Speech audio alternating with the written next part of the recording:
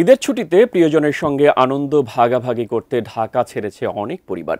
অনেকটাই ফাঁকা ঢাকার প্রভাব পড়ে বিভিন্ন বাজারে।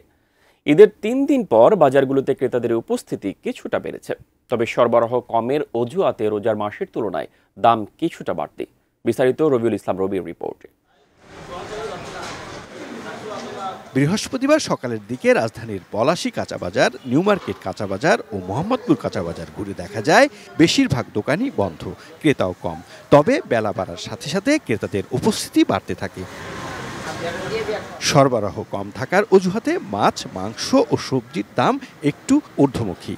সাদা আলু বিক্রি হচ্ছে ২০ থেকে ২৫ টাকা, লাল আলু বিক্রি হচ্ছে ৪০ টাকা, পেঁয়াজ ৪০ থেকে ৪৫ টাকা, কাঁচামরিচ ৮০ টাকা কেজি দরে বিক্রি হচ্ছে।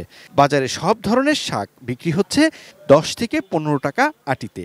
লেবু বিক্রি হচ্ছে ৮০ থেকে ১০০ টাকা হালিতে।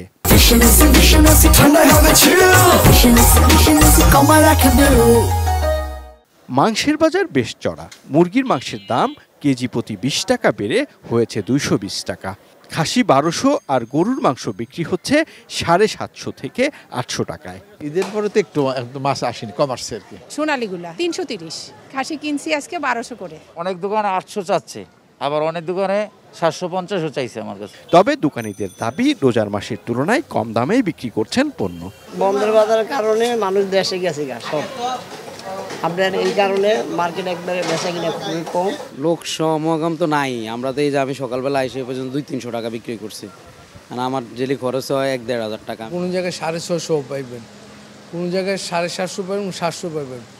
আমাদের দোকানে ৭৮০-৮০০। ব্রয়লার ২২০ টাকা, আসলে ৩৩০ টাকা করে। বাজারে তেল ও মশলা সামগ্রীর দাম রয়েছে অপরিবর্তিত। রবিউল ইসলাম রবি, এটিএন নিউজ, ঢাকা।